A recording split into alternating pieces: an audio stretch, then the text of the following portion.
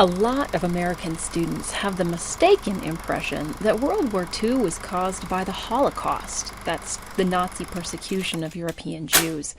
But that's definitely not the right answer. Before we can even begin to discuss the causes of World War II, we need to go back to World War I.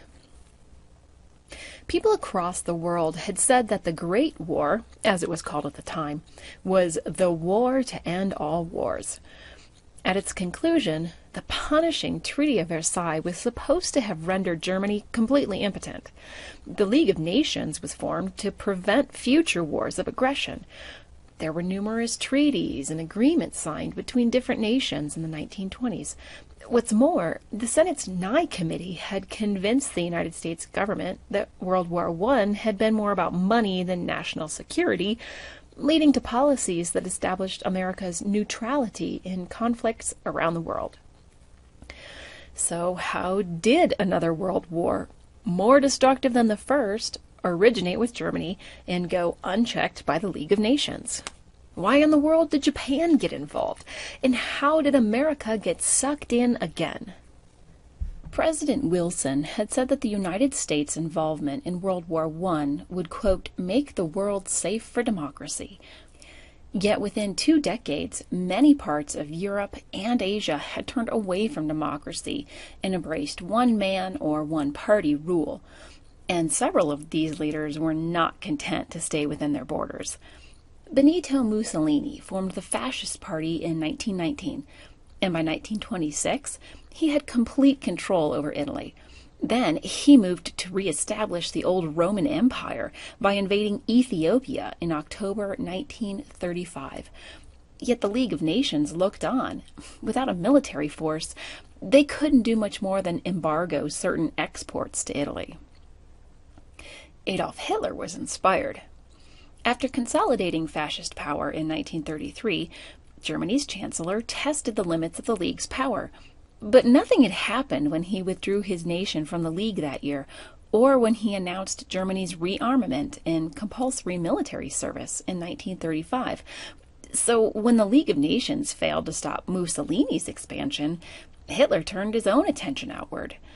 In 1936, he sent 32,000 troops with air support into an area known as the Rhineland. Now, that was a demilitarized buffer zone created by the Treaty of Versailles. What did the League of Nations do? They officially disapproved. Then Germany and Italy signed a military alliance in 1936, also in violation of Versailles. Silence. Germany and Italy both sent aid to the fascist leader of Spain during that nation's civil war, though the League had forbidden foreign involvement. In 1938, Hitler's Anschluss, the reunification of Germany and Austria, went unopposed. Then in September of 1938, Great Britain and France, eager to avoid another costly war, they signed the Munich Agreement approving Germany's occupation of the Sudetenland. That's a German-speaking region of Czechoslovakia, because Hitler promised he wouldn't try to take any more territory. And then, for a few months, Europe thought that might be the worst of it. But Europe wasn't the only part of the world dealing with aggressive, ultra-nationalistic leaders. By 1931, China had been embroiled in civil war for 4 years, and Japan took advantage of this instability. In 1931, they fabricated an excuse to invade Manchuria and seize control of its resources. The international community did little to intervene until Japan invaded Shanghai the following year, where a large population of expatriates lived. When the League of Nations protested, Japan withdrew from the organization, and sporadic fighting continued. By 1937, China and Japan were in all-out war, beginning with the re-invasion of Shanghai. Quickly, Japanese forces moved in on the capital city of Nanking in 1937, and America evacuated its citizens. The U.S. gunboat Panay and 3 corporate-owned oil tankers were leaving Nanking with the last of the civilians when they were attacked by the Japanese Navy. Now, in order to avoid a diplomatic crisis with the United States, Emperor Hirohito claimed that the sinking of the Panay was an accident and apologized. But Americans were further horrified by unspeakable Japanese atrocities carried out upon the Chinese capital in the coming weeks, an event known as the Rape of Nanking. So the United States passed economic sanctions against Japan and sent aid to China. By 1939, Japan's war against China was floundering, and the nation, now under the influence of a military mastermind named Hideki Tojo, looked for a way to combat American intervention. Now let's see how all of this fits together. On September 1st, 1939, the fast-moving, well-trained German army stormed across the Polish border from the north, south, and west, while Soviet troops moved in on the helpless nation from the east a couple weeks later. Finally, the European democracies had enough. The invasion of Poland prompted Britain and France to declare war on Germany.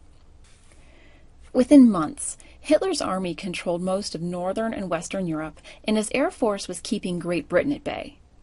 Suddenly, General Tojo saw the answer to his problems. You see, there were a lot of English, French, and Dutch colonies in the Pacific, and at the moment, it didn't look like the European nations were in any position to defend those colonies.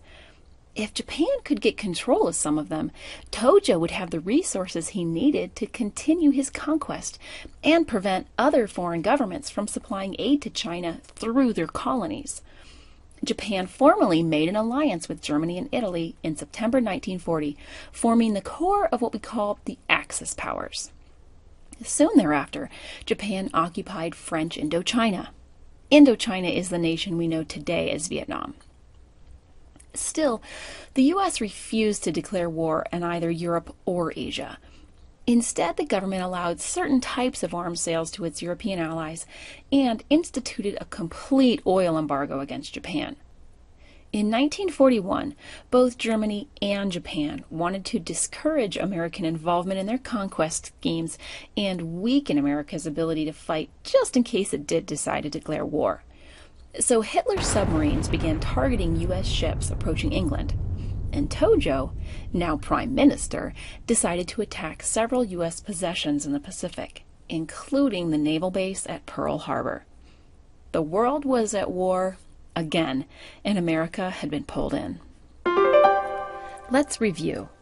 Despite measures taken after World War I to prevent another global conflict, World War II erupted within 20 years. Many nations had welcomed authoritarian rulers, and the League of Nations proved completely ineffective at stopping them. Italy's dictator, Benito Mussolini, invaded Ethiopia first. Germany's Chancellor, Adolf Hitler, occupied the Rhineland, made a military alliance with Italy, financed a fascist dictator in Spain, annexed Austria, and invaded the Sudetenland. When Germany invaded Poland, France and Great Britain finally declared war in 1939. Japanese military strategist Hideki Tojo invaded China and later allied with Italy and Germany, hoping to secure resources by taking over European colonies in the Pacific. Germany and Japan attacked the U.S. Navy, hoping to discourage American involvement in their wars. But it was the Japanese attack on Pearl Harbor that finally pushed America to declare war in 1941.